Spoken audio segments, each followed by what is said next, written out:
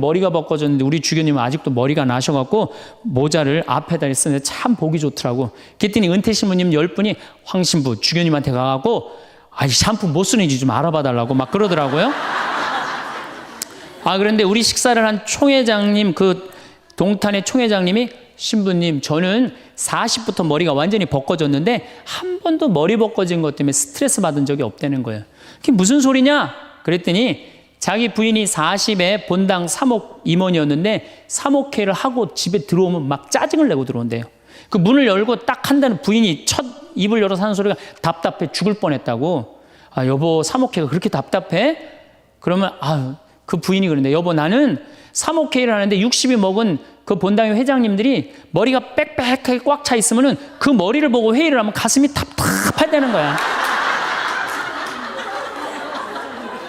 그리고 이제 자기 남편을 보고 머리가 완전히 대머리인 남편을 보고 한마디 한대요. 이제야 가슴이 뻥 뚫린다고. 이게 얼마나 남편을 기를 살려주는 말이에요. 그렇지 않아요?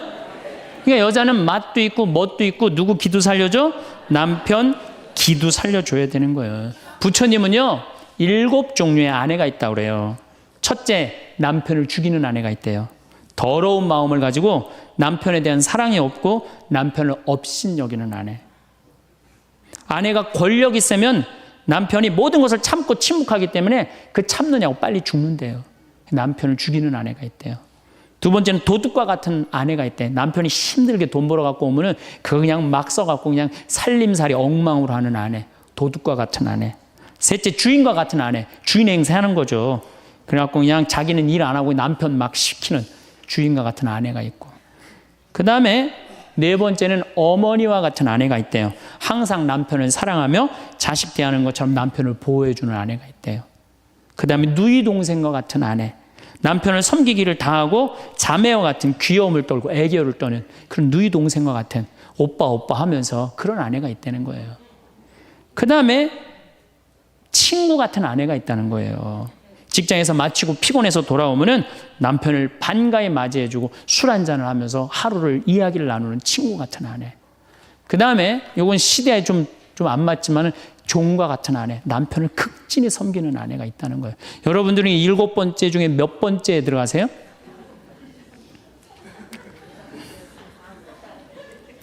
아무것도 아니에요? 이 7번째 아무것도 아니면 큰일인데. 근데 우리나라 남자들도 문제예요. 사실은 이 부인한테 참 잘해야 되거든요. 자기 믿고 따라온 사람이 얼마나 귀하게 해야 돼. 근데 우리나라 남자들 참 부인한테 말 못해요. 정말 이쁘다고 말 한마디 해주면 얼마나 좋아. 여자는요 1년 365일 365가지 방법으로 이쁘다는 소리를 듣고 싶어 한대요. 오늘같이 이렇게 태양이 찬란한 날은 여보, 저 찬란한 태양처럼 당신 오늘 너무 이뻐. 그리고 비가 촉촉하게 오면 여보, 당신 촉촉한 비처럼 이뻐. 어떤 방법을 써서라도 이쁘다는 말하면 여자는 행복하다는 거예요.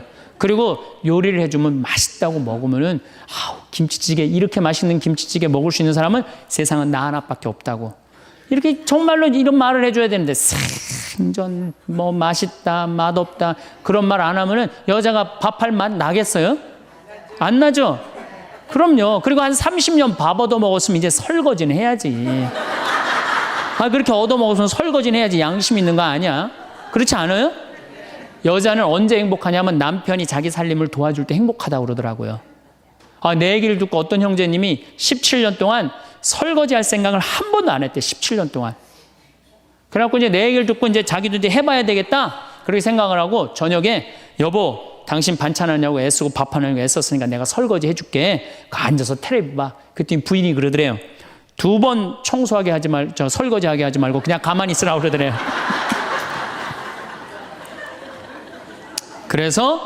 그래서 이 남편이 그랬대요. 아니야, 내가 오늘 해보고 싶어서 그래. 그리고 설거지를 했대요.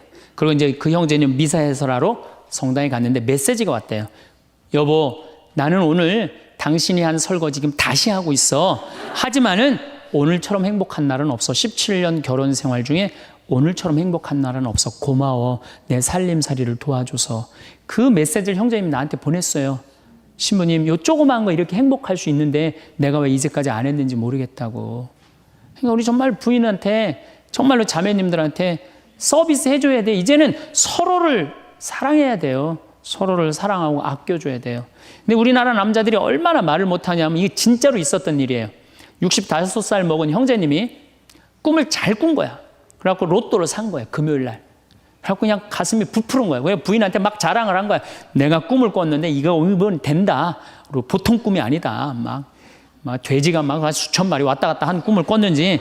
그래갖고 그냥 막 들떠 있는 거야. 그러니까 부인이 콧소리로 한마디 한 거야. 여보, 그 로또 되면 당신 그 돈 뭐 할 거야? 그랬더니 남자가 정색을 하고 그러더래요.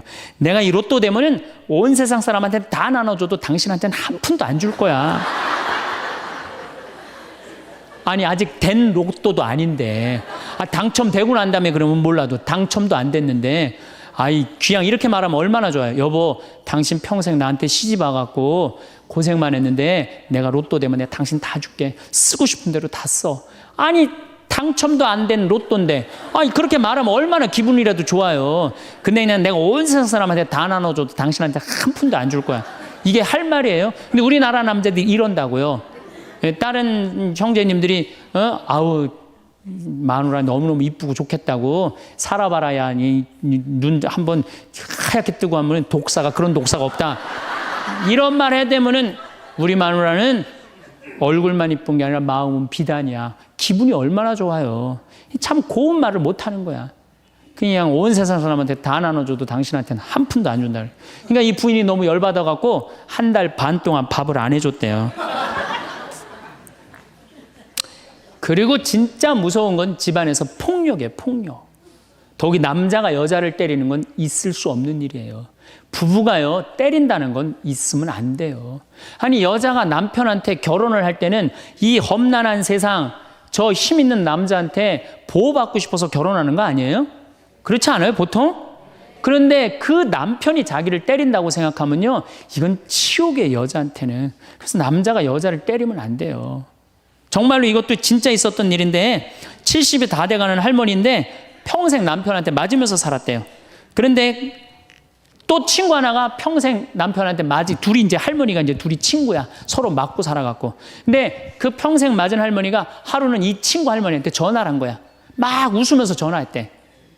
너 뭐가 이렇게 좋아갖고 전화했냐? 그랬더니 우리 남편이 이번에 병원에 갔는데 글쎄 3개월밖에 못 산다고. 나 지금 입을 뒤집어 쓰고 지금 웃으면서 너한테 전화하는 거라고. 이건 너무 불행하지 않아요? 너무 불행하지 않아요?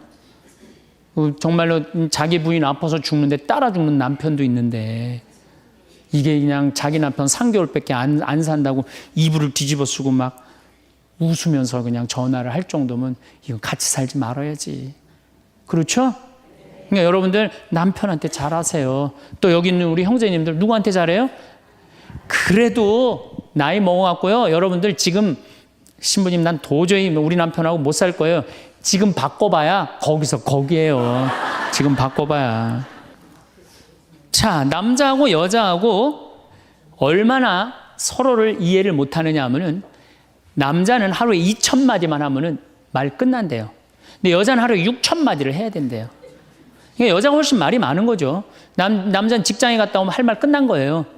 집에 할 말이 아무것도 없는 2,000마디 이미 다 했는데 할 말.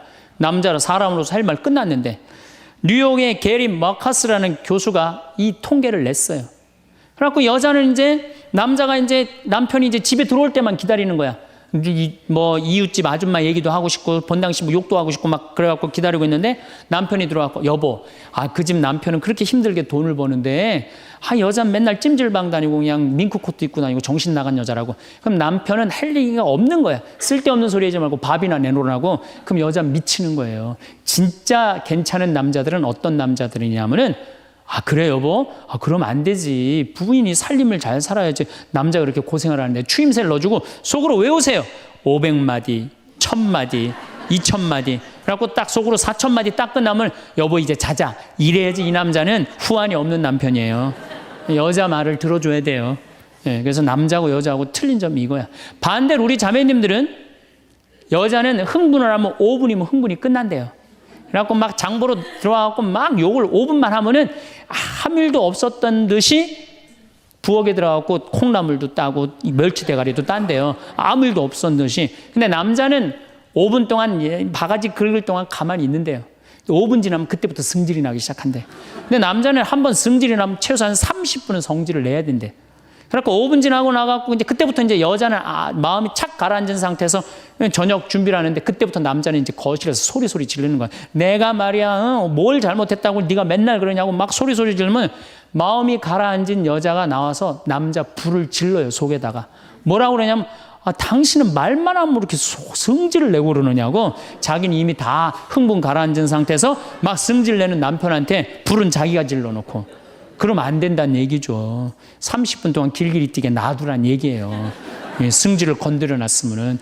제가 신학교 때 부제 때 매스컴 세미나라는 걸 했는데 그때 어떤 자매가 와갖고 정말 내 눈물을 찔끔 나게 하는 강의를 한 적이 있어요.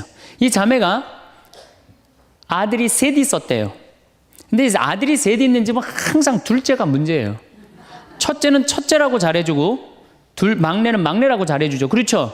둘째는 항상 소외의식을 느껴요. 항상 피해의식을 느낀다고요. 우리 집에도 아들이 셋 있는데 큰아들은 내가 봐도 저 어머니 아버지가 왜 이해가 안 될 정도로 큰아들한테 잘했어요. 잘못해도 다 감싸 안아주고. 이게 큰아들은 대접받는 거죠. 저는 우리 집 막내였는데 저는 정말로 사랑을 많이 받고 자랐어요. 전 중고등학교 다닐 때 내가 신발을 빨아본 적이 없어요. 형들이 다 빨아줬어요. 왜 빨아줬느냐면 안 빨아주면 어머니 아버지가 혼냈으니까 막내 신발 빨게 한다고. 그래갖고 그냥 우리 집이 이제 제사를 지내도 우리 집이 이제 아버님이 장손이라 1년에 어렸을 때 13번, 14번 제사를 지냈어요. 제사를 지내면은 제일 탐나는 게 제사상에 문어다리가 제일 맛있잖아요. 그런데 그냥 큰아들은 큰아들이라고 챙겨주고 막내는 막내라고 알아서 해주는데 둘째 형은 문어다리 차지가 안 가는 거예요. 그래갖고 이제 제사 끝나고 나면 이제 고시리 한다고 그러잖아요. 귀신 마중 나가면은 우리 식구들은 다 나가는데 둘째만 안 따라 나가는 거예요. 왜 안 따라 나가냐면 문어다리 훔치려고. 자기가 훔치지 않으면은 자기 챙겨줄 사람 아무도 없잖아요. 우리 둘째 형은 제사가 지나고 일주일이 지나도 2주일이 지나도 문어다리 물고 다녀요. 자기 어디다 감춰놨는지 모르는데. 그래갖고 제가 지금 얼마 전에 한 2년 전인가 설날 집에를 갔어요. 마침 설날은 제사를 지내니까 가갖고 물어봤어요. 아직도 둘째 형 문어다리 훔치느냐고. 그랬더니 형하고 누나가 오늘도 문어다리가 없어졌다는 거예요. 그거 훔친 거지. 그러니까 50이 돼서도 그 어렸을 때 자기가 소외된 거, 피해의식을 보상받고 싶은 거예요. 근데 이 집에 이제 아들이 이제 중학교 3학년, 초등학교 6학년, 초등학교 3학년 세 아이가 있었대요. 근데 마침 그날은 초등학교 6학년 둘째 아들만 집에 있었대요. 그래서 이 자매님이 남편한테 여보 둘째 아이 좀 데리고 목욕탕에 들어가서 목욕 좀 시키라고. 그래갖고 뭐 아빠도 뭐 집에 있으니까 둘째 아들 이제 목욕을 시킨다고 목욕탕에 이제 들어갔대요. 근데 5분이 지났는데 남편이 얼굴이 새빨개져갖고 막 뛰쳐나왔대. 옷도 제대로 안 입고. 당신 왜 애 목욕 시키라고 했더니 왜 뛰쳐나오냐? 당신 먼저. 여보 내가 목욕을 하러 들어갔는데 저놈이 이상한 말을 한다는 거예요. 그래서 무슨 말을 하느냐고. 아니 나도 벗고 이제 자기도 이제 둘째 아들도 옷을 벗었는데 딱 옷을 벗었는데 둘째 아들이 눈을 똑바로 뜨고 아버지한테 그러더래요. 아버지도 벗고 나도 벗었으니까 우리 남자 대 남자로 아무것도 안 걸쳤으니까 솔직하게 말 좀 해보자고.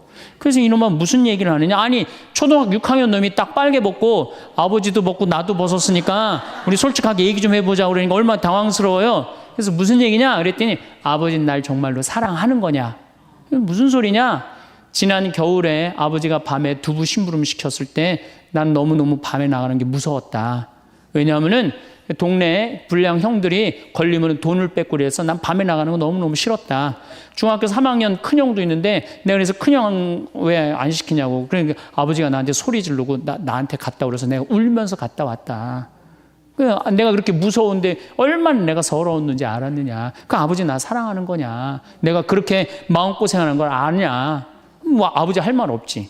또 아니 내가 구두 닦았을 땐 한 번도 칭찬도 안 하는데 막내가 아버지 구두 닦으면 그렇게 좋아하고 칭찬하고 500원도 주고 그러는데 왜 나는 한 번도 그런 적이 없느냐. 그리고 우리 아들 셋이서 인사할 때 잘 다녀오시라고 그럴 때 내 머리 쓰다듬은 적 있냐.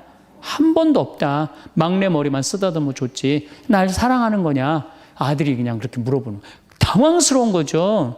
부모는 항상 세 아들 다 사랑한다고 그러지만은 자식이 느끼는 건 너무너무 섭섭했던 거죠. 그래서 이 아빠가 너무너무 당황스러워갖고 그랬대요. 나는 너를 너무 믿었기 때문에 심부름도 시킨 거고, 난 너를 너무너무 믿었기 때문에 막내 어리니까 이렇게 한 거지. 난 이 셋 중에 너를 너무너무 사랑한다. 그리고 너무 당황스러워서 그냥 옷도 그냥 대충 입고 뛰쳐나온 거예요. 그 자리에서 너무 있기 미안해갖고.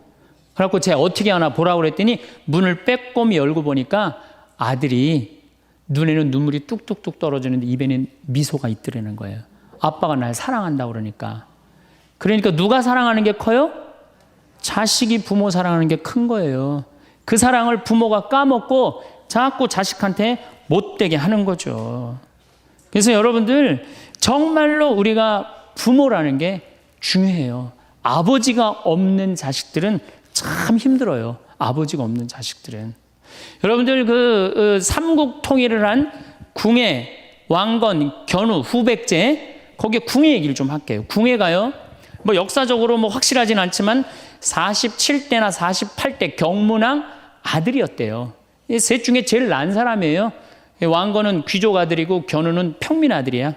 근데 궁예는 왕의 아들이었어요. 근데 아버지 없이 자랍니다. 아버지 없이 자라요. 아버지 없이 자라는 사람들은요, 심리학자들이 얘기를 하기에 1살서부터 3살 때까지가 가장 중요하대요. 이때 아버지 엄마가 안아주고 뽀뽀해주고 엄마 아빠라고 그럴 때 격려해주고 기저귀 갈아주고 이럴 때 아이들은 뭐가 생기느냐면 신뢰심이 생긴대요. 세상은 믿을 만한 데다. 그리고 그냥 아이가 막 걸을 때 옆에서 박수 쳐주고 걸음 뛸 때, 그럼 아이들이요, 그 굉장히 심리적으로 안정감을 준다는 거예요. 그런데 이때 아버지가 없는 아이들은 심리적으로 굉장히 불안하다는 거예요. 여러분들, 이 아빠가 아이들 이 목마 태워주면은 애들 좋아해요, 안 좋아해요? 좋아하죠? 그런데 아빠 키가 1m 70이고 애가 50cm면 2m 20이에요. 그 꼭대기에 올라가고 또 애는 아빠 머리를 잡고 막 까르르 넘어가지 않아요? 좋아갖고 아빠 머리를 잡고 걔는 무의식 속에 이런 생각을 갖는데요. 세상은 이렇게 높아도 믿을 만한 데다. 이 든든한 아버지가 있으니까. 그런 믿음이 생긴다는 거예요. 그런데 궁예는 그랬던 경험이 한 번도 없었던 거야. 그러니까 나중에는 사람을 의심을 하기 시작하는 거예요. 의심하기 시작하는 거예요. 그래갖고 나중에 관심법이라는 걸 개발해요. 그래갖고 네가 의심하는지 안 의심하는지 내가 안다. 그래갖고 그냥 친아들도 그냥 의심도 안 하는데 너 의심한다고 그러고 죽이고, 결국 누구까지 죽여요? 자기 부인하고 아들까지 죽여요. 그리고 마지막으로 쓸쓸한 최후를 맞이해요. 신부님, 나는 우리 남편이 일찍 죽어갖고 우리 애들 그냥 혼자 키웠는데 너무 섭섭합니다. 아버지 없이도 훌륭하게 자라는 사람 간혹 있어요. 그게 누구냐면 오바마가 아버지 없이 자라잖아요. 할머니 손에서 얼마나 훌륭해요. 그렇죠? 그러나 일반적으로 보면은 그렇다는 거예요. 아버지가 굉장히 중요한데, 근데 슬픈 거는 우리나라는 아버지가 있어도 없는 것 같아요. 아버지가 있어도 애는 학원 다니냐고 그냥 정신 팔려가고 아버지는 돈 번다고 해갖고 서로 사랑을 쌀 시간이 없는 거, 서로 사랑을 쌀 시간. 그런데 이 아버지와 끈이 굉장히 기가 막힌 분이 한 분 계세요. 아버지와 자식 사랑이 아주 두터운 분이 한 분 계세요. 그분이 누구냐면 바로 예수님이에요. 예수님처럼 아버지와 사랑이 깊은 사람이 없어요. 여러분들, 세례받을 당시 예수님이 물 위에 올라오시자 마르코복음 1장 11절에 뭐라고 그러냐면 너는 내가 사랑하는 아들, 내 마음에 드는 아들이다 라고 하느님 아버지께서 아들을 얼마나 사랑하는지 확인시켜줘요. 그 마태복음 11장 25절 27절을 보면은 아버지, 하늘과 땅의 주님, 지혜롭다는 자들과 슬기롭다는 자들에게는 이것을 감추시고 철부지들에게는 드러내 보이시니 아버지 감사드립니다. 그렇습니다. 아버지의 선하신 뜻이 이렇게 이루어졌습니다. 나는 아버지께서는 모든 것을 나에게 넘겨주셨습니다. 그래서 아버지 외에는 아무도 아들을 알지 못합니다. 또 아들 외에는, 그리고 그가 아버지를 드러내 보여주려는 사람 외에는 아무도 아버지를 알지 못합니다. 그냥 예수님 입만 열면 아버지 얘기를 해요. 입만 열면은. 또 하느님 아버지도 아들한테 각별한 사랑을 해. 거룩한 변모 마태복음 17장 보면은 이렇게 얘기해요. 이는 내가 사랑하는 아들, 내 마음에 드는 아들이니 너희는 그의 말을 들어라. 그러니까 예수님도 아버지를 사랑하고 아버지 하느님도 누구를 사랑해요? 예수님. 그러니까 하늘에 새도 보금자리가 있고 여우도 굴이 있지만 사람의 아들은 머리 둘 곳조차 없다라고 굉장히 고독하셨음에도 불구하고 그 고독을 누구 때문에 극복했을까요? 하느님 아버지와 철저한 사랑의 끈으로 그걸 극복한 거예요. 여러분들 자식들이 세상 살아가기 힘들다 하더라도 그 든든한 아버지가 있는 자식들은요, 극복해 나가요. 든든한 아버지가 있는 자식들은. 또 요한복음 17장 하느님 아버지와 얼마나 깊은 사랑으로 묶여 있는지 잘 보여주는 구절이 있어요. 아버지, 세상이 생기기 전에 제가 아버지 앞에서 누리던 그 영광으로 이제 다시 아버지 앞에서 저를 영광스럽게 해주십시오. 그리고 이어서 이렇게 말씀하십니다. 아버지, 아버지께서 제 안에 계시고 제가 아버지 안에 있듯이 그들도 우리 안에 있게 해주십시오. 난 이 구절을 보면요, 가슴이 떨려요. 여러분들 자식 중에 아버지한테 아버지 안에 내가 있고 내 안에 아버지가 있어, 이렇게 말하는 자식들이 있어요? 그런 고백을 할 수 있는 자식이 몇 명이나 될까요? 아버지 안에 내가 있고 내 안에 아버지가 있다. 예수님은 이렇게 아버지를 사랑했던 거예요. 의로우신 아버지, 세상은 아버지를 알지 못하였지만 저는 아버지를 알고 있습니다. 저는 그들에게 아버지 이름을 알려주었고 앞으로도 알려주겠습니다. 아버지께서 저를 사랑하신 그 사랑이 그들 안에 있고 저도 그들 안에 있게 하려는 것입니다. 예수님은 그 말씀을 하고 난 다음에 유다의 배반으로 붙잡히세요. 그러니까 예수님은 활동 시작할 때부터 아버지 얘기 시작해갖고 마지막 끝날 때까지 아버지 얘기한 거야. 아버지하고 이야기를 하는 거를 멈추지 않으십니다. 그리고 겟세마니 동산에서도 아버지와 끈끈한 사랑을 보여주시죠. 아버지, 하실 수만 있으시면 이 잔이 저를 비껴가게 해주십시오. 그러나 제가 원하는 대로 하지 마시고 아버지께서 원하시는 대로 하십시오. 요새 이런 아들이 어디 있어요? 제 뜻대로 말고 아버지 뜻대로 하세요. 이런 아들이 어디 있어요? 다 내 뜻대로 해달라고 그래요, 엄마 아버지가. 그렇죠? 근데 예수님은 하느님 아버지가 그렇게 기뻤던 거야. 맨 마지막에 아버지, 이 사람들을 용서하여 주십시오. 그리고 마지막으로 이런 말씀을 하십니다. 아버지, 제 영혼을 아버지 손에 맡깁니다. 그러니까 이 아버지와 철저한 끈으로 묶여 있었던 예수님은 그 마지막 제자들이 다 버리고 도망갔어도 그 아버지에 대한 사랑, 내 안에 아버지가 있고 아버지 안에 내가 있다는 그 기가 막힌 사랑으로 극복하시고 인류 구원의 문을 여신 거예요. 그렇다면 우리나라 아버지들도 이런 아버지가 돼야지. 자식들한테 이런 아버지가 돼야 되는데 이런 아버지가 과연 몇이나 있느냐. 저는 다행히 우리 아버지를 참 잘 만났어요. 전 참 아버지를 좋아해요. 나는 어렸을 때 추억이 아버지하고 매일 토요일 날 일요일만 되면 산에 가갖고 도토리 따고 밤 줍고 또 내가 망보고 아버지가 대추나무 올라가고 막 서리하고 막 이런 거 많이 했어요. 예. 그래갖고 막 걸려갖고 막 대추밭 주인한테 막 욕 먹으면 얘는 누구냐고 그러면 우리 막내 아들이라고 그러면 그냥 막내 아들 데리고 좋은 거 가르쳐 준다고 그냥. 그리고 어렸을 때 아버지하고 추억 중에 웅덩이가 있어. 웅덩이. 거기에 퍼내면 그 미꾸라지. 그 진흙 안에 미꾸라지 그걸 잡아내는 정말 그런 추억들이요. 그러니까 지금도 80이 된 아버지를 보면 행복한 거예요. 그리고 시간만 되면 그 아버지 보러 가고 싶고. 그러니까 이제는 효도는 없어요. 뭐만 남아있어? 사랑만 남아있는 거예요. 추억만 남아있는 거예요. 자식하고 얼마나 좋은 시간을 많이 가졌느냐에 따라서 늙었을 때 안 외롭다는 거예요. 어렸을 때 자식하고 한 번도 놀아준 적이 없어. 10살 때까지 놀아줘야 된다는 거예요. 근데 10살 때까지 한 번도 놀아준 적이 없으면은 자식이 늙은 부모들 한 번도 같이 안 놀아준다 이거예요. 그러니까 늙어서 외로운 거는 자식이 못 돼서가 아니라 누가 싸놓은 업보야? 그렇죠. 그러니까 섭섭할 필요 없어요. 자, 그렇다면은 사랑이 없는 엄마, 사랑이 없는 아버지, 엄마도 없고 아버지도 없는 이 세대는 외로울 수밖에 없어요. 그리고 그들은 어차피 떠나게 돼 있어요. 그렇다면 여러분들 옆에 남아있는 건 누구밖에 없어요?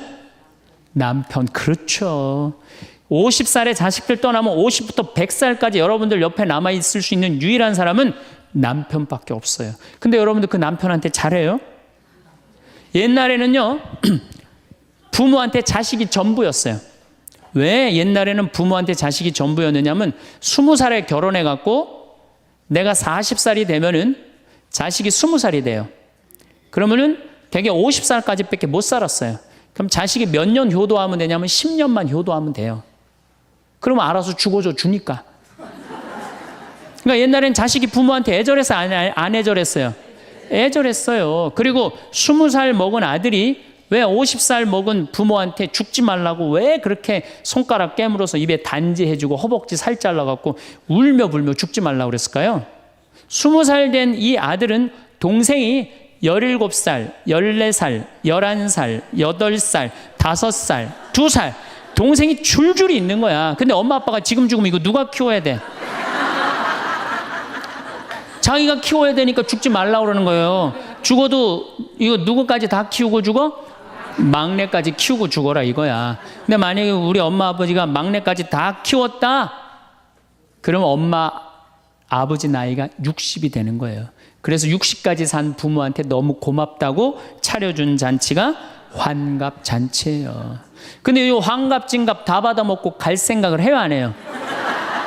안 하잖아요. 이게 큰 문제예요. 그러니까 자식이 모시다가 지치는 거예요. 그러니까 부모 60, 70부터는요 부모 관심 없어요. 그러면은 50 넘어서는 누가 옆에 있어요? 남편밖에 없어요. 여러분들 지금 우리나라 100살 이상이 몇 명이냐면 2,500명이에요. 100살 이상이. 90세 이상이 몇 명이냐면 9만 명이에요. 80세 이상은 몇 명이냐면 80만 명이에요.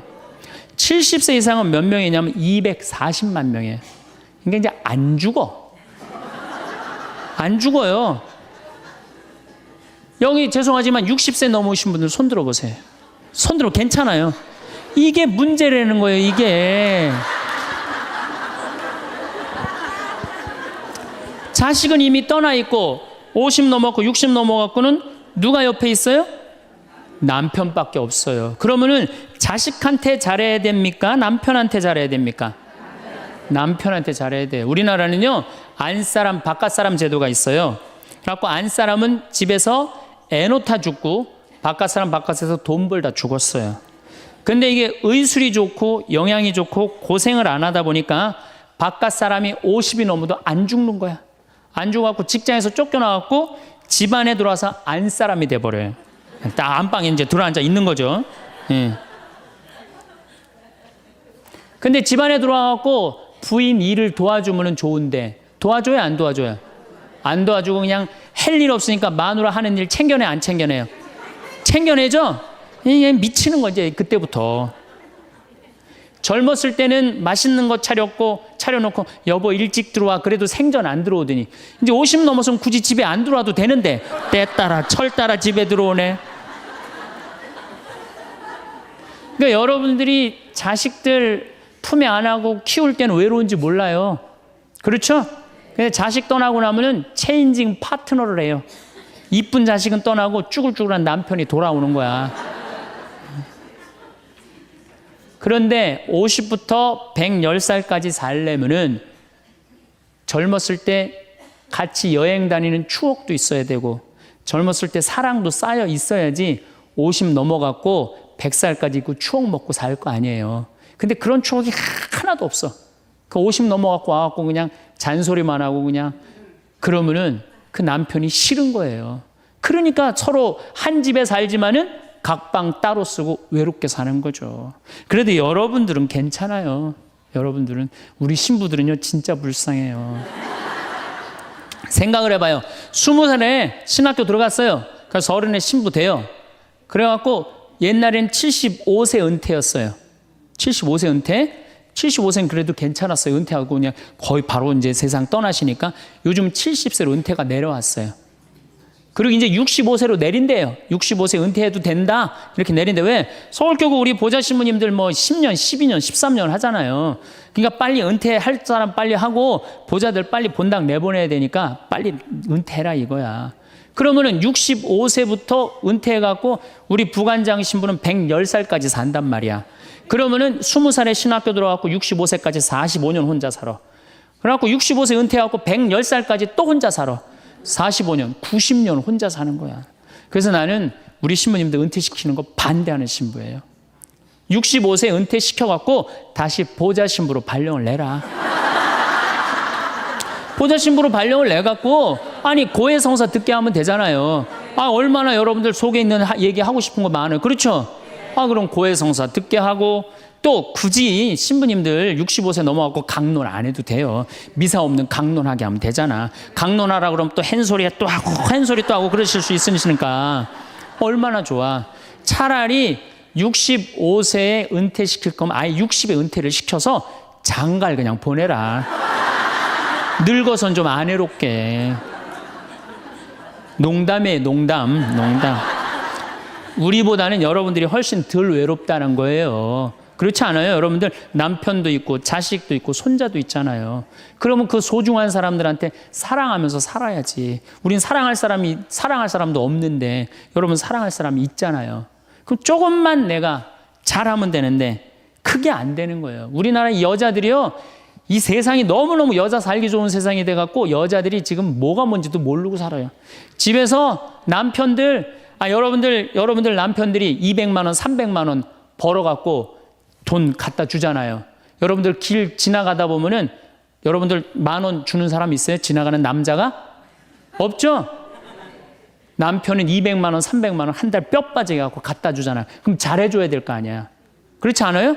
그것도 1, 2년 갖다 준 것도 아니고 20년, 30년 갖다 줬으면 잘해줘야 될 거 아니야. 근데 집에서 그런 기가 막힌 남편 왕대접 해줘요? 개 다음으로 대접해. 개 다음으로. 집에 마누라 자식 먹여 살린다고 이마가 땅바닥에 닿도록 인사하고 다니는 거. 여러분들 남편들 다 나가면 그래요. 그럼 집에서 왕대접 해줘야 될 거 아니야. 집에서도 왕대접 못 받아. 직장에서도 왕대접 못 받아. 어디 가면 왕대접 받아요. 룸사롱 가면 왕대접 받아요. 룸사롱 가면 막 그냥 가슴이 볼랑말랑한 옷 입고 그냥 여자들이 그냥 허벅지 트어진 치마 입고 그냥 머리도 그냥 생머리 싹 하고 그냥 사장님 오셨느냐고 그냥 팔짱도 끼고 그냥 술도 따라주고 그냥 또 그냥 안주 드시라고 그냥 땅콩 오징어 말아갖고 입에 막 넣어주고. 얼마나. 그러니까 30만 원, 40만 원 쓰는 게 안 아까운 거예요. 대한민국의 룸사롱으로 남자를 몰아내는 건 누가 몰아내는 거냐? 여자들이 난 몰아낸다고 생각해요. 여자들이. 마누라라는 게 아침에 출근할 때 보면 막 사자머리를 해갖고 막 귀신 눈을 해갖고 그냥 여보 다녀와 그냥 다녀오게 하고 난 다음에 다녀오라고 그래야지. 예쁘게 차려입고 문 입구에서 여보 다녀와. 그러면 내가 이렇게 이쁜 마누라 있는 집에 돌아와야 돼. 그런 마음으로 나가서 일할 거 아니야. 사자머리 밥도 제대로 안 챙겨주고 그냥 다녀오라고 그러고. 또 대한민국 남자들은 또 착해요. 또 다녀오랜다고 저녁에 여보 나 다녀왔어. 예. 근데 아직도 그냥 사자머리를 하고 그냥 텔레비 보고 앉아있으면 어느 남자가 집에 들어가고 싶겠어요. 그렇지 않겠어요? 그래서요, 사람은요, 부부는요, 사는 맛이 있어야 돼요. 사는 맛이. 50이 넘으면요, 남자가 테스토스테론은 없고 에스트로겐만 있어요. 여성 호르몬이 자꾸 나와요. 그래서 성적인 능력이 사라져요.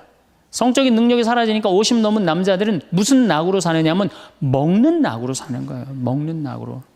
그냥 50만 되면 말하는 거 좋아하고 먹는 거 좋아한단 말이야. 근데 이 남자는 50이 넘으면 먹는 걸 좋아하는데 50이 넘은 여자는 이 세상에서 제일 하기 싫은 게 밥이야, 밥.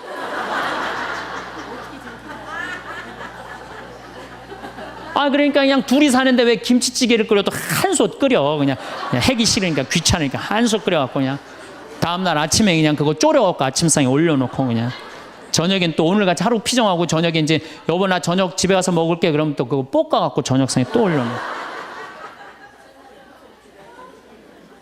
좀 회도 떠갖고 예? 여기 가깝잖아요. 회시장 가갖고 우럭 회 맛있잖아요. 매운탕도 떠갖고 소주도 한 병 사고 그래갖고 그냥 허벅지 트어진 치마 이브닝 드레스도 하나 딱 입고 저녁에 남편 들어오면 여보 이거 내가 한 거야 딱 술 따라주면 남자가 얼마나 살맛이 나요. 사는 맛 나지 않겠어요? 예, 좀 신선로도 좀 해갖고 탁 하고 짜장면도 좀 만들어주고 베트남 국수도 좀 해서 주고 요즘 뭐 또 순대 또 그냥 유명한 데 많잖아요. 전화하면 택배로 다 보내주잖아요. 순대도 탁 썰어갖고 그냥 간 썰어갖고 그냥 소주 한 잔 탁 하고. 신부님 무슨 돈으로 그런 걸 합니까? 애 휴학시키고 자식은 무슨 자식이야. 지금 누구밖에 없어요? 부부밖에 없어요. 애 휴학시키고 그렇게 하세요. 신부님 난 휴학시킬 자식이 없는데 집 잡혀요. 나이 드신 분들은 은행에 가고 집 잡혀갖고 다 쓰세요. 자식 물려줄 생각하지 말고. 예. 그래야지 사는 맛으로 사는 거 아니에요. 그리고 부부는 사는 맛으로도 살아야지만 사는 멋으로도 살아야 돼. 사는 멋이 있다. 멋있게 살아야 될 거 아니에요. 근데 나는 제일 가슴 아픈 우리 자매님들이 어떤 분들이냐면은 자기를 꾸미지 않는 분들이에요. 이쁘게 좀 이쁜 옷도 사 입고 그래야 되는데 생전 아니 자기가 무슨 군인이야?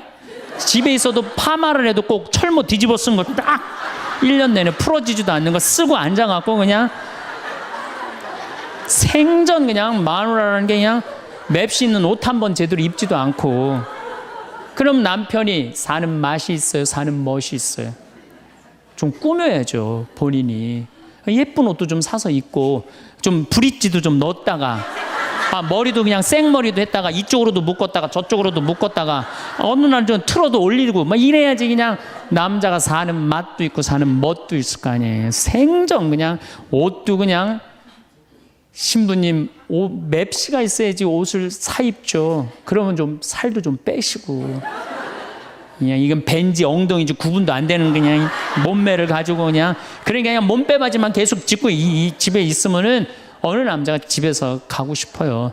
본인을 꾸미시라는 거예요. 그래서 남자는요 사는 맛도 있고 사는 멋도 있는 거, 멋도 있어야 돼요. 그래서 예쁜 옷, 남편도 좀 꾸며주고. 남편도 좀 나비 넥타이도 좀 하고. 남자가 50이 넘으면요 제가 지난 그 미국에 한번 강의를 갔는데 너무 멋있는 부부를 봤어요.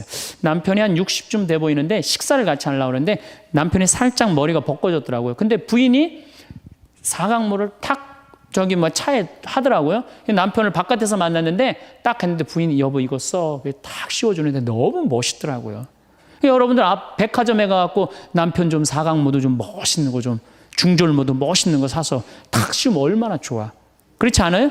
옷도 이제 50이 넘으면요 단색을 입어야 돼요. 노란색을 입든지 초록색을 입든지 아니면 빨간색을 입든지 그래야지 좀 젊어 보이는데 이거는 그냥 김치국물 떨어져도 안 보이는 체크무늬 사서 입혀갖고 그냥 1년 내내 빨아주지도 않고 그냥 맛도 없고 멋도 없는 거죠. 그래서 좀 무슨 돈으로 애 휴학시키고 자식은 무슨 자식이에요. 여러분들 이제 50이 넘어가갖고요 여러분들의 유일한 동반자는 누구밖에 없다? 남편밖에 없다. 그럼 남편한테 잘해줘야죠. 50이 넘으면 또 남자들도 문제는 문제예요. 이 남자는 50이 넘어가면 친구가 없어져요. 오로지 방에만 있는 거, 집에만. 근데 여자는 바뀌어, 또 성격이 바뀌어. 50이 넘으면 친구가 너무 많아. 그냥 맨날 만나러 나가야 되는데 그냥 이 남자고 여자고 이제 서로 힘든 거죠. 또 그냥 50, 60 넘은 남자들은 씻지도 않아. 그냥 냄새 나고 그냥 이러니까 그냥 남편 옆에 가까이 가기도 싫은 거죠. 예. 근데 이 부부가요 서로 애인같이 살아야 돼요. 우리 자매님들 자기를 애인같이 꾸며야 돼요. 그래서 언제든지 집에서도 깔끔하고 예쁘게 차려입으면 남자가 기분이 좋잖아요. 집도 좀 화분도 좀 예쁜 거 좀 해놓고 여행도 좀 다니고 둘이 공연도 좀 가고 극장도 좀 보러 다니고 이래야지 그냥 사는 맛도 나고 사는 멋도 날 거 아니에요. 그래서 제발 좀 성지순례 좀 가세요. 제가 여러분들한테 꼭 부탁하고 싶은 거는 옛날에 중세시대는요 성제 집 다 팔아 갖고 갔어요. 다 팔아서 그냥 예루살렘 가는 걸로 끝나는 거예요. 거기서 죽어도 여한이 없다고. 그러니까 여러분들도 예수님 어제 복음에 자케오 얘기 나왔죠? 그 예리고 얼마나 좋아요. 그리고 그냥 갈릴레아도 좀 호수도 가보고 얼마나 좋아요. 신부님 무슨 돈으로? 휴학시키고 그 돈이면 충분해요. 한번 갔다 오면은요 신앙이 틀려지거든요. 성주순례도 가고 제가 그 지난 9월인가 작년 9월에 성주순례를 한 40분 하고 갔다 왔는데 어떤 형제님이 70 먹은 형제님이 기가 막힌 말씀을 하시더라고요. 무슨 말씀을 하시냐면은 내 강의를 듣고 집을 잡혀서 왔대요. 근데 가만히 생각을 해보니까 집은 은행에 잡히면 대출을 해준대요. 은행에 잡히면 대출해주잖아요. 근데 나이는 대출해주는 데가 아무 데도 없대요. 여러분들 누가 나이 대출해줘? 한 살이라도 더 먹기 전에, 다리에 힘 풀리기 전에 갔다 오셔요. 그리고 내가 성주순례를 가면은 너무 행복해하는 거, 자매님들이. 그래갖고 나는 은혜 받아갖고 성제 갖고 그냥 성령을 충만히 받아갖고 10일 동안 저렇게 행복하고 그냥 은총에 그냥 가득한 줄 알았더니 12일 동안 밥을 안 하잖아, 밥을.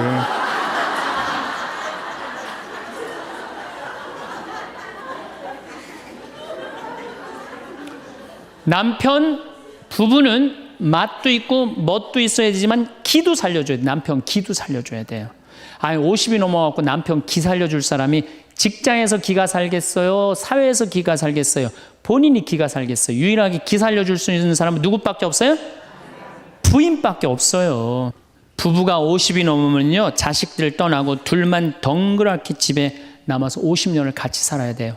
말을 정말로 남편 즐거운 말, 남편 좋은 말, 우리 남편 아직도 알통 튼튼하다, 우리 남편 아직도 어깨가 그냥 대유평 평야 같다, 이런 말 해주는 게 중요한 거예요.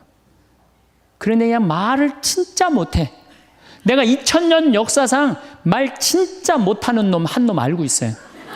어떤 놈 진짜 말 못하느냐면은 십자가상, 예수님 십자가 위에 매달렸을 때 왼편의 강도, 진짜 말 못하는 놈이에요, 그놈. 이제 십자가 매달렸어. 너무 아파. 자기도 이제 죽기 일보 직전이고 옆에 구세주라는 사람도 옆에 있단 말이야. 그냥 이 사람이 막 분이 치밀었나 봐요. 야, 네가 무슨 구세주냐? 네가 구세주라면 너도 살리고 나도 살려봐라. 너도 죽는 주제에 무슨 구세주냐? 막 욕을 해댄 거예요. 그러니까 예수님이 그냥 매달려갖고 아파 죽겠는데 이놈이 이상한 소리 하니까 대꾸도 안 해요. 대꾸도 안 해. 성서 보면은 그냥 가만히 계세요. 근데 내가 2000년 역사상 진짜 말 잘하는 사람 한 사람 알고 있어요. 그게 누구냐면 오른편 강도예요. 얼마나 말을 잘하느냐면은 그렇게 얘기를 하니까 이 왼편에 있는 강도를 혼내요. 야, 이놈아, 니놈하고 나는 죽어도 싸. 강도 짓을 했으니까. 근데 저분이야말로 무슨 죄가 있어? 가난한 사람, 병든 사람 함께 해주고 인간 사랑하신 분인데, 그리고 이 강도가 한마디 해요. 주님, 마지막 날에 저를 기억해 주십시오. 그러니까 그냥 예수님이 왼편에 있는 놈한테는 대답도 안 하던 예수님이 그렇게 아파도 오른편에 있는 강도한테 한마디 해요. 너야말로 오늘 나와 낙원에 들 것이다. 이 말 한마디 잘한 바람에 그냥 예수님하고 1호로 천당에 올라간 사람 아니야. 그렇지 않아요? 루카복음 23장에 나오는 얘기예요. 루카복음에. 그러니까 여러분들 남편 칭찬을 해주세요. 남편. 어쨌든 우리가 이 인생을 외롭게 살고 싶지 않다면은 부부가 사랑하는 수밖에 없어요. 그래야만이 우리 인생이 풍요로워요. 더욱이 여러분들 노년 50년, 60년 부부밖에 없어요. 훈련하면 된대요. 그 부부 사랑 훈련하는 그 많은 책자를 읽어보면요, 그 서로 훈련이 안 돼 있어서 그렇지 훈련하면 서로 사랑한대요. 그리고 외롭지 않다는 거예요.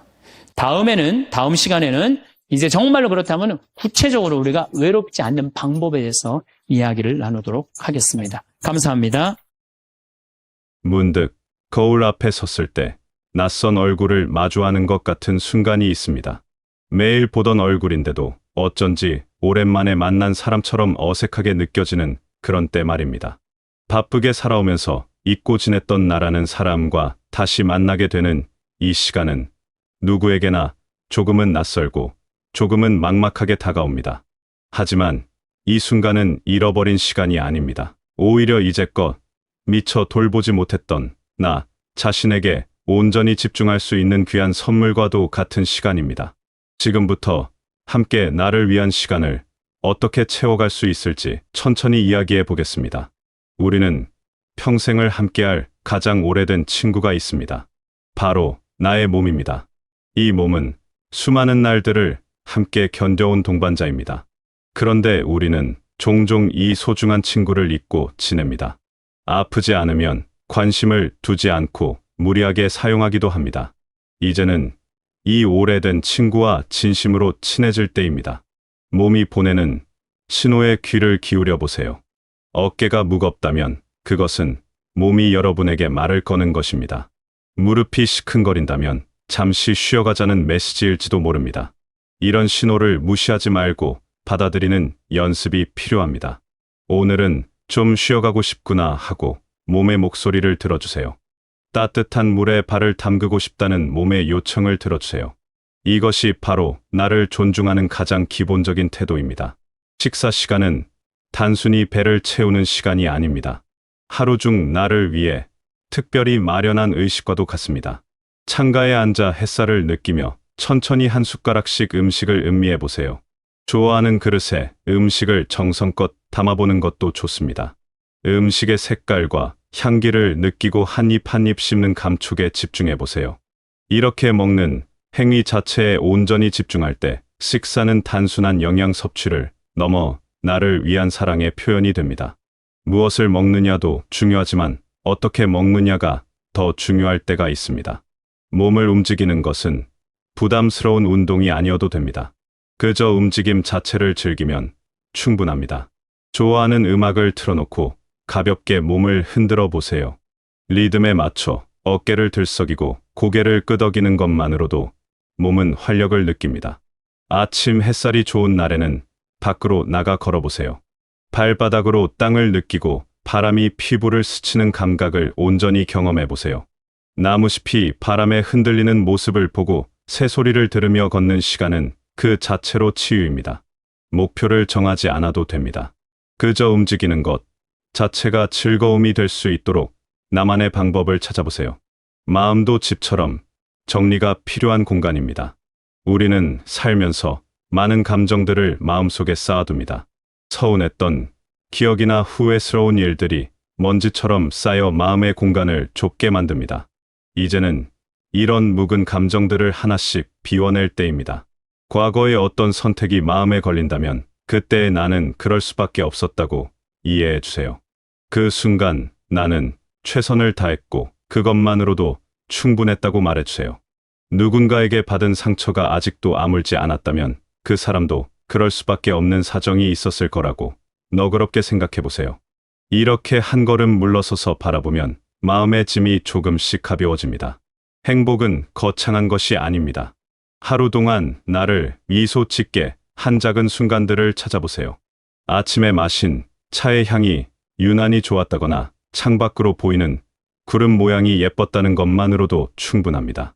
길을 걷다가 마주친 강아지가 꼬리를 흔들어 주었다거나 라디오에서 옛날 노래가 나와서 기분이 좋았다는 것도 소중한 순간입니다.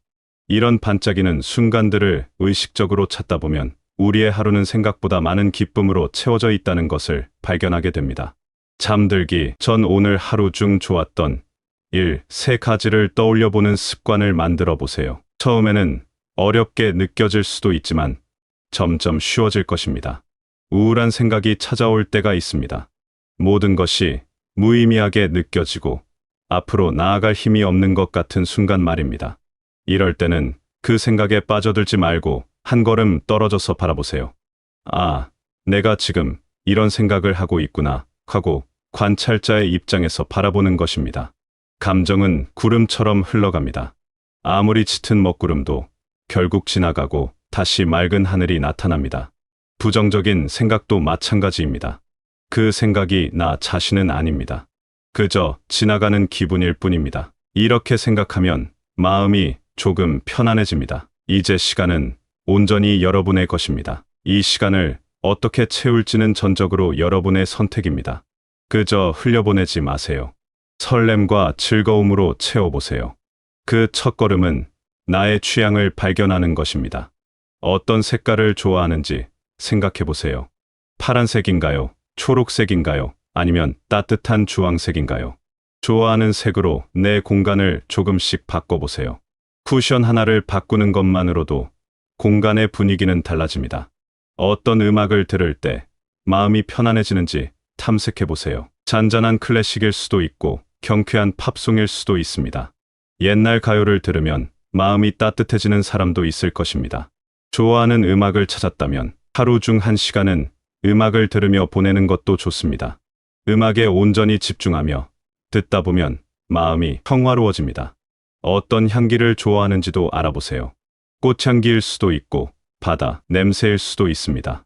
빛냄새나 흙냄새를 좋아하는 사람도 있습니다. 좋아하는 향을 집 안에 두고 가끔 깊이 들이마셔 보세요.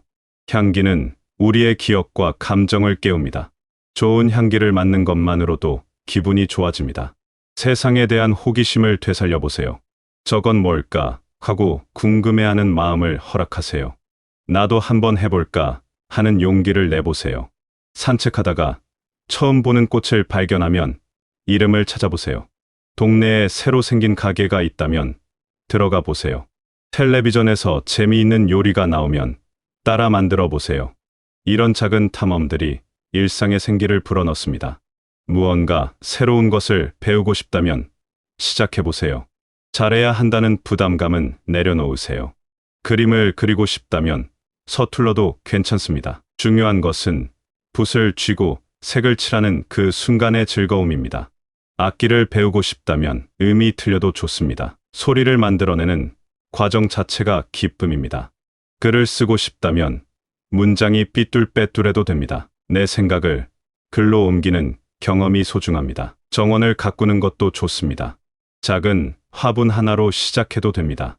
씨앗을 심고 물을 주며 기다리는 시간은 우리에게 인내를 가르쳐 줍니다. 새싹이 돋아나는 것을 보면 생명의 신비를 느낍니다. 꽃이 피면 말할 수 없는 기쁨이 찾아옵니다. 식물을 돌보는 일은 나 자신을 돌보는 일과 닮아 있습니다. 요리를 해보는 것도 좋습니다. 재료를 손질하고 불 앞에 서서 음식이 익어가는 과정을 지켜보는 시간은 명상과도 같습니다. 완성된 음식을 예쁜 그릇에 담아 천천히 먹으면 그것은 나를 위한 작은 잔치가 됩니다. 잘 만들어지지 않아도 괜찮습니다. 그 과정에서 느끼는 집중과 몰입이 중요합니다. 손으로 무언가를 만드는 것도 추천합니다. 뜨개질이나 자수 같은 바느질일 수도 있고 종이접기나 만들기일 수도 있습니다. 손끝에 집중하며 무언가를 완성해가는 과정은 마음을 안정시킵니다. 완성품이 멋지지 않아도 됩니다. 만드는 동안 느꼈던 평화로움이 가장 큰 보상입니다. 사진을 찍어보는 것도 좋습니다. 특별한 카메라가 없어도 됩니다. 핸드폰으로도 충분합니다. 일상에서 아름다운 순간을 포착하려고 노력하다 보면 세상을 보는 눈이 달라집니다. 평범했던 풍경 속에서 특별한 장면을 발견하게 됩니다. 빛의 각도나 그림자의 모양에 관심을 갖게 됩니다. 이렇게 세상을 새로운 눈으로 바라보는 연습을 하다 보면 삶이 더욱 풍요로워집니다. 산책 코스를 다양하게 바꿔보세요. 항상 가던 길이 아닌 다른 길로 걸어보는 것입니다. 익숙하지 않은 길을 걷다 보면 새로운 발견이 있습니다. 처음 보는 집이나 가게가 나타나고 전에는 몰랐던 공원을 발견하기도 합니다. 같은 동네라도 다른 길로 걸으면 완전히 다른 곳처럼 느껴집니다. 날씨의 변화를 즐겨보세요. 비 오는 날에는 창가에 앉아 빗소리를 들어보세요. 눈 오는 날에는 밖으로 나가 눈송이가 내리는 것을 바라보세요. 바람 부는 날에는 나뭇가지가 흔들리는 모습을 관찰해 보세요. 자연의 변화를 의식하며 살다 보면 계절의 순환을 온몸으로 느끼게 됩니다. 여러분 주변의 작은 것들에 감사하는 마음을 가져보세요.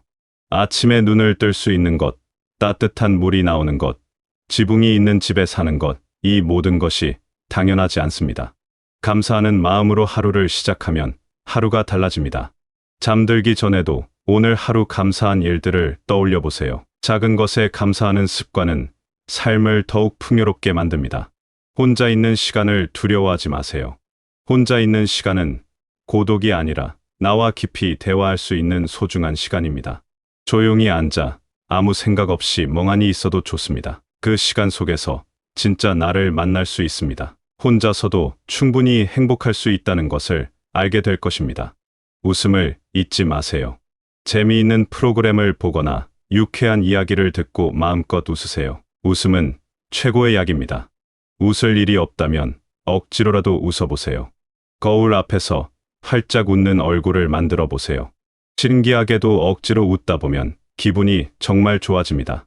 내 몸과 마음을 돌보고 나의 시간을 즐거움으로 채우는 것은 이기적인 일이 아닙니다. 오히려 나를 위한 가장 가치 있는 투자입니다. 내가 행복해야 주변 사람들에게도 좋은 에너지를 나눠줄 수 있습니다. 나라는 중심이 단단하게 설 때 우리는 어떤 상황에서도 흔들리지 않는 힘을 갖게 됩니다. 다른 사람과의 관계도 자연스럽게 건강해집니다. 지금 이 순간이 여러분 인생의 새로운 시작입니다. 누군가의 이야기가 끝난 뒤의 부록이 아닙니다. 바로 지금부터 펼쳐지는 여러분이 주인공인 새로운 이야기의 첫 장입니다. 이 이야기를 어떻게 써 내려갈지는 전적으로 여러분의 선택입니다. 두려워하지 마세요. 서두르지도 마세요. 한 걸음씩 천천히 나아가면 됩니다. 여러분은 이미 충분히 많은 것을 해내며 살아왔습니다. 이제는 그 무게를 내려놓고 가벼운 마음으로 나를 위한 시간을 살아갈 자격이 있습니다. 완벽하지 않아도 괜찮습니다. 매일 조금씩 나아지면 됩니다. 실수해도 괜찮습니다. 다시 시작하면 됩니다. 중요한 것은 포기하지 않는 것입니다. 여러분의 하루하루가 따뜻한 햇살처럼 포근하고 봄바람처럼 상쾌하기를 바랍니다. 작은 기쁨들이 여러분의 일상을 가득 채우기를 바랍니다. 여러분이 여러분 자신에게 가장 다정한 친구가 되기를 바랍니다. 그리고 무엇보다 여러분이 지금 이 순간 충분히 소중하고 사랑받을 만한 존재라는 것을 잊지 않으시길 바라겠습니다.